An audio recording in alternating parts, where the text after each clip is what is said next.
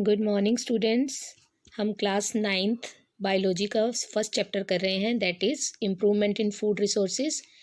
We have completed the crop improvement. Today we will discuss about animal husbandry. What is animal husbandry? It is the branch of agriculture that deals with the feeding, caring and breeding of domestic animals.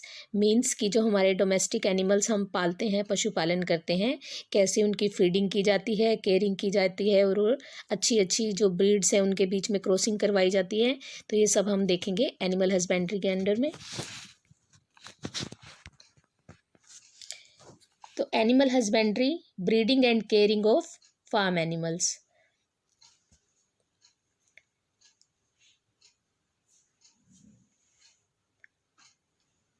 Animal husbandry जो है different animals की जाती है, जैसे कि cattle farming भी कर सकते हैं, पोल्ट्री फार्मिंग भी, फिशेस जो हैं उनको भी ग्रो करवाया जाता है, और last is the bee keeping की जो मधुमक्खियां हैं उनको भी पाला जाता है. सबसे पहले तो जो एनिमल हस्बेंड्री है इसमें मैनेजमेंट ऑफ एनिमल्स किया जाता है कि उनको प्रॉपर फूड मिले, उनकी प्लांट ब्रीडिंग हो और उनके अंदर जो डिजीज़ है उनको कैसे कंट्रोल किया जाए, उनकी बीमारियों से कैसे रक्षा की जाए. तो ये है मैनेजमेंट ऑफ एनिमल्स.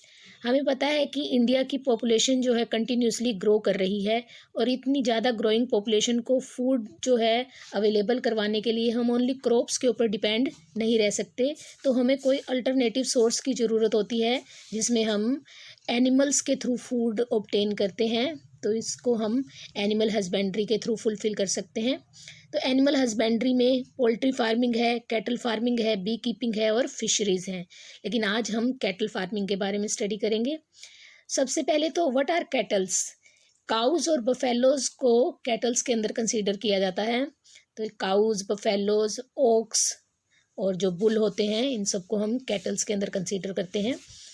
तो कैटल फार्मिंग मेनली जो है मिल्क प्रोडक्शन के लिए की जाती है, और जो बुल और ऑक्सन यूज़ होते हैं ये जो है these are use for the working purposes in the field, कि खेत में जो काम लिया जाता है इनसे, बुल्स और ऑक्सिस से. हमारी कंट्री जो है मेनली मिल्क प्रोडक्ट्स के ऊपर डिपेंड करती है. So milk producing cattles, these are very important for us. They constantly supply milk to the growing population.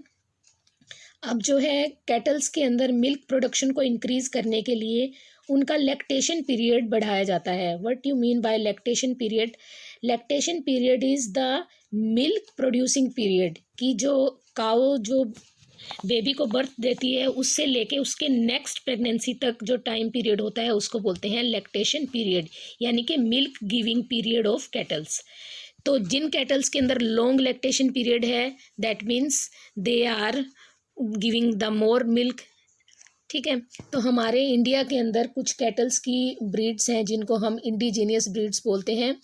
तो उनके अंदर या तो लैक्टेशन पीरियड ज़्यादा होता है, या वो कैटल जो हैं डिजीज़ के प्रति रेजिस्टेंट होती हैं. लेकिन अगर एक ही कैटल के अंदर ये दोनों फीचर इंट्रोड्यूस करवाने हों तो उन कैटल्स के अंदर जो है हाइब्रिडाइजेशन करवाई जाती है, कि ऐसी दो ब्रीड के बीच में हाइब्रिडाइजेशन करवाई जाए कि एक तो मिल्क ज़्यादा प्रोड्यूस करवा रही है, दूसरी ऐसी वैरायटी है जिसके अंदर डिजीज़ेस कम लगती हैं. और अगर इन दोनों के बीच में हाइब्रिडाइजेशन करवाई जाए, क्रॉसिंग करवाई जाए, तो जो नई ब्रीड प्रोड्यूस होगी उसके अंदर मिल्क प्रोडक्शन भी इंक्रीज़ होगा, और जो है उनके अंदर जो डिजीज़ के प्रति रेजिस्टेंस भी होगा. तो अब जो है अगर हम कैटल्स की ब्रीड्स की बात करें तो सबसे पहले जो काव है, काव का जो नेम है, scientific name, that is Bose indicus. And buffalo का जो साइंटिफिक नेम है दैट इज़ बुबेलस बुबेलिस. इंडिया के अंदर जो है जो काउज़ की ब्रीड हैं इनको हम 3 कैटेगरीज में डिवाइड करते हैं. सबसे पहले हैं ड्रोट ब्रीड्स. ड्रोट ब्रीड्स वो होती हैं जो मिल्क प्रोडक्शन के लिए यूज़ नहीं की जाती, बल्कि उनसे खेतों में काम लिया जाता है, जैसे ploughing the land, irrigation, transport, carting, जो टांगे वगैरह में यूज़ होते हैं. तो इस तरह से उनसे फिज़िकल वर्क ज़्यादा लिया जाता है. ऐसी ब्रीड्स को बोलते हैं draught breeds. Dairy breeds, second category है डेयरी ब्रीड्स. ये वो ब्रीड्स हैं जो मिल्क प्रोडक्शन के लिए मेनली यूज़ की जाती हैं. और एक थर्ड कैटेगरी है ड्यूअल पर्पस ब्रीड। ये वो ब्रीड हैं जो दोनों काम करती हैं, जिसके अंदर जो फीमेल कैटल हैं वो मिल्क प्रोडक्शन ज़्यादा करती हैं, और जो मेल कैटल्स हैं जैसे बुलोक्स वगैरह हैं वो खेतों में काम ज़्यादा अच्छे से करते हैं। ठीक है। मिल्क प्रोड्यूसिंग फीमेल को बोलते हैं मिल्च एनिमल्स या डेयरी एनिमल्स। तो इंडिया के अंदर जो बफेलोज़ की जो ब्रीड्स हैं वो हैं रेड सिंधी, साहिवाल, गिर, सॉरी। तो इंडिया के अंदर जो काऊ की इंडिजीनियस स्पीशीज़ जो यूज़ होती हैं, ब्रीड्स जो यूज़ होती हैं वो हैं रेड सिंधी, साहिवाल एंड गिर। ये इंडिया की जो हैं वो ब्रीड्स हैं। फ़ॉरेन कुछ ब्रीड जो यूज़ होती हैं यहाँ पे वो हैं जर्सी जो इंग्लैंड की ब्रीड है, और ब्राउन स्विस जो स्विट्ज़रलैंड से आई है। अब इनके बीच में क्रॉस ब्रीडिंग करवाने से जो इंडिया की स्पीशीज़ हैं, जो फॉरेन से स्पीशीज़ आई हैं, उनके बीच में हाइब्रिडाइजेशन करवाने से, मिक्सिंग करवाने से जो नई वैरायटी प्रोड्यूस हुई हैं काऊ की वो हैं करन स्विस एंड करन फ्राइज़। ये जो हैं ऐसी ब्रीड हैं जिनके अंदर मिल्क प्रोडक्शन भी ज़्यादा होता है और जो डिजीज़ के प्रति भी रेजिस्टेंस है। अब जो है बफेलो की जो इंडिया में वैरायटीज़ यूज़ होती हैं वो हैं मुर्रा, महसाना एंड सुरती। ये हमारे कैटल्स के बारे में था। अब नेक्स्ट देखते हैं कि कैटल की मैनेजमेंट कैटल फार्म्स के अंदर कैसे की जाती है। सबसे पहले तो उनका शेल्टर जो है, जो रहने की जगह है वो बहुत क्लीन होनी चाहिए, प्रॉपर वेंटिलेशन, हवा की पूरी सुविधा होनी चाहिए। जो उनका फीड है वो फाइबर रिच होना चाहिए, उनको जो है न्यूट्रिशन भी मिलनी चाहिए, प्रॉपर न्यूट्रिशन मिलनी चाहिए। उनको डिजीज़ से प्रोटेक्ट करना चाहिए, टाइम टाइम पे उनको वैक्सीनेशन करवानी चाहिए, उनको मेडिसिन दिलवानी चाहिए। अगर किसी तरह की कोई डिज़ीज़ उनको हो गई है तो उनको विज़िट करवाना चाहिए जो वेटरनरी डॉक्टर होते हैं उनके पास।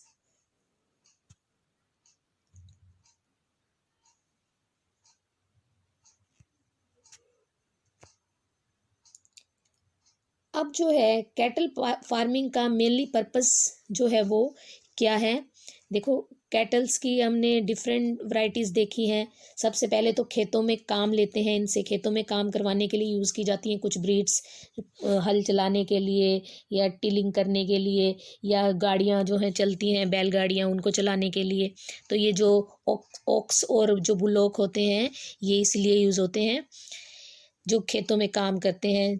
ठीक है। काऊ की वैरायटी हमने बता दिया, बोस इंडिकस काऊ होती है, बोस बुबेलिस बुफेलो होती हैं।